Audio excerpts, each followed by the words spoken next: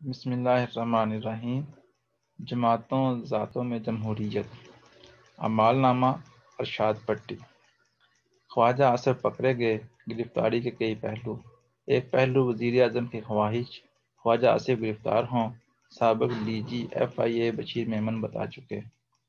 وزیر اعظم نے انہیں بلا کر کہا کہ بحیثیت وزیر دبئی میں ملازمت کرنا غداری کے زمرے میں آئے۔ خواجہ آصف پر آرٹیکل 6 مطلب غداری کا مقدمہ چلایا جائے۔ وزیر اعظم انہیں رنگ باز خواجہ بھی کہہ چکے۔ اس لحاظ سے تو گرفتاری مطلب بدلے گی، بہونا کو شانتی مل گئی۔ دوسرا پہلو نیب موقف، خواجہ آصف کو آمدن سے زائد اثاثہ جات پر پکڑا گیا۔ 1991 میں سینیٹر بننے سے پہلے خواجہ آصف کے اثاثوں کی مالیت 51 لاکھ تھی۔ سیاست میں آنے کے بعد 2018 تک پہنچتے پہنچتے خواجہ صاحب کے اثاثے 221 ملین تک پہنچ گئے۔ خواجہ صاحب پاکستان میں وزیر اور یو اے ای کمپنی میں ہنر مند مزدور نمبر 303 تھے۔ فل ٹائم ملازم، روزانہ 8 گھنٹے، ہفتے میں 6 دن کام کرنے کے پابند، سال میں 30 چھٹیاں، ایک بونس، گھر سمیت کئی سہولتوں کے حقدار۔ 16 لاکھ ماہانہ کی تنخواہ کی مد میں 13 کروڑ ظاہر کی، مگر اس رقم کا کوئی ٹھوس ثبوت نہ پیش کر سکے۔ خواجہ آصف اپنے ملازم طارق میر کے نام پر طارق میر اینڈ کمپنی بھی چلا رہے تھے، جس کے اکاؤنٹ میں 40 کروڑ کی رقم جمع کروائی گئی۔ خواجہ آصف گرفتاری پر مریم نواز نے پریس کانفرنس کھڑکائی۔ وہی گھسا پھٹا موقف کہ خواجہ آصف کو نواز شریف کا ساتھ نہ چھوڑنے کی وجہ سے گرفتار کیا گیا۔ بندہ پوچھے، نواز شریف خود نااہل، سزا یافتہ، اشتہاری، عدالتیں بلا رہی ہیں، انہیں آ نہیں رہے، جو خود اپنی جان بچاتا پھر رہا ہو، اس کا کسی نے کیا ساتھ دینا، کیا ساتھ چھوڑنا؟ مریم نواز کے کیا کہنے؟ سپریم کورٹ میں جیل سازی کر چکے، میرے بیرون ملک کیا اندرون ملک کوئی جائیداد نہیں والا جھوٹ بول چکی، جعلی ٹرسٹ ڈیڈ، جعلی کیپلٹی فنڈ معاملے بگتا چکی۔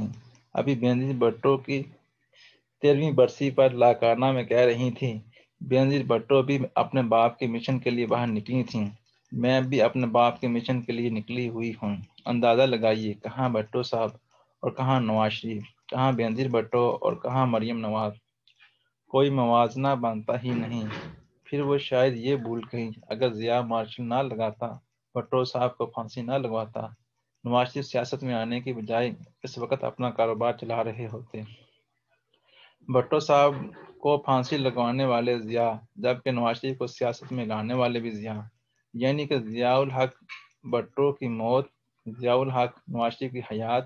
ویسے جو کچھ بینظیر بھٹو اور نواز شریف ایک دوسرے کے ساتھ کر چکے، جو کچھ زرداری صاحب، بلاول بھٹو اور شریف برادران، مریم نواز ایک دوسرے کے بارے میں کہہ چکے، اس کے بعد بڑی ہمت کی بات ہے مریم نواز کا بی بی کی قبر پر جانا اور بلاول بھٹو کا مریم نواز کو قبر پر لے جانا۔ یہاں مجھے یہ بھی یاد آ رہا کہ بی بی کو قتل ہوئے 13 سال ہو گئے، بی بی کے قاتلوں کا کچھ پتہ نہ چلا، حالانکہ 12 سال پہلے زرداری صاحب کہہ چکے کہ میں قاتلوں کو جانتا ہوں۔ پی پی 5 سال مرکز میں حکومت کر چکی، 13 سال سے سندھ پر حکومت، مگر بی بی کے قاتل نہ پکڑے گئے۔ ویسے تو پی پی کے ضمنی انتخابات اور سینٹ الیکشن لڑنے کے اعلان کے بعد جہاں پی ڈی ایم کے غبارے سے ہوا نکل چکی، وہاں پی پی اور مسلم لیگ قربتوں کو بھی بریکیں لگ چکی۔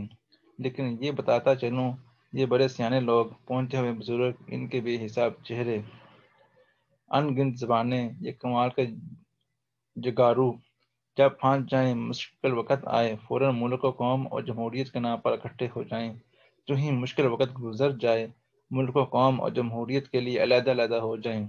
گزرے 32 سالوں میں بینظیر بھٹو اور نواز شریف نے 13 مرتبہ اتحاد و اتفاق کی باتیں کی، باہمی مل کر چلنے کے وعدے کیے۔ بی بی نواز حکومت میں جذبہ خیر سگالی کے تحت خارجہ کمیٹی کی چیئرپرسن بھی بنی، باری باری حکومت کرنے پر اتفاق ہوا۔ جلا وطنی کے دور میں بینظیر بھٹو سرور پیلس جدہ گئی، جبکہ شریف برادران میثاق جمہوریت پر دستخط کرنے رحمان ملک کے لندن والے گھر جا پہنچے۔ حالانکہ شریف برادران اور رحمان ملک کے گھر نہیں جانا چاہتے تھے۔ ان کا کہنا تھا کہ چونکہ رحمان ملک نے ہمارے والد میاں شریف کو گرفتار کروایا، اس لیے ہم ان کے گھر نہیں جائیں گے۔ جبکہ بینظیر بھٹو نے یہ سنا تو کہا اگر بساط جمہوریت پر دستخط کرنے ہیں تو رحمان ملک کے گھر ہی آنا پڑے گا۔ بالآخر شریف برادران رحمان ملک کے گھر گئے اور میثاق جمہوریت پر دستخط کیے۔ دونوں جماعتوں میں میثاق مریم بھی ہوا۔ زرداری صاحب 52 ڈشز کھانے رائیونڈ آئے، جبکہ شہباز شریف بلاول ہاؤس کراچی پہنچے، مگر نتیجہ کیا نکلا جو اب کی قربتوں سے نکلے گا۔ اور اب تو زرداری صاحب یہ پیغام بڑے واضح انداز میں پہنچا چکے کہ لانگ مارچ، دھرنے، استعفے سب کچھ ہوگا جب نواز شریف لندن سے پاکستان آ کر پی ڈی ایم کو لیڈ کریں گے۔ مطلب نہ نومن تیل ہوگا اور نہ رادھا ناچے گی، نہ نواز شریف نے آنا، نہ بات استعفوں کی طرف جائے گی۔ ویسے تو پی ڈی ایم شہر شہر جمہوریت ڈھونڈتی پھر رہی، مگر اپنی جماعتوں اور اپنی ذاتوں میں بس اتنی جمہوریت کہ مولانا شیرانی یہ کہہ بیٹھے کہ مولانا فضل الرحمان کیسے عمران خان کو سلیکٹڈ کہہ سکتے ہیں، وہ تو خود سلیکٹڈ ہیں، اور پی ڈی ایم ذاتی مفادات کی وجہ سے بنی ہے۔ شیرانی صاحب نے یہ کہا اور مولانا فضل الرحمان نے انہیں جماعت سے ہی نکال باہر کیا۔ حافظ حسین احمد نے کہہ دیا کہ نواز شریف آستین کا سانپ ہے، مولانا نے انہیں بھی جماعت سے نکال دیا۔ اسی طرح مولانا نے گل نصیب شجاع الملک کو بھی اپنے مخالف بیانات دینے پر جماعت سے نکال دیا۔ یہ ہے ان کی جمہوریت۔ خود فوج کو گالیاں دے لیں، آزاد بلوچستان کی سلپ آف ٹنگ ہو جائے، قائد اعظم مزار کی بے حرمتی کر دیں، اردو زبان اور پنجابیوں کو برا بھلا کہہ دیں، یا افغان بارڈر بار اکھاڑ کر پھینک دینے کا نعرہ مار دیں، خود سب کچھ جائز، مگر کوئی اپنا ذرا سا اختلاف بھی کرے اسے پارٹی سے نکال دو، قطع تعلق کر لو۔ یہی ہے ان کی اصلی ودیعہ جمہوریت۔ اللہ حافظ۔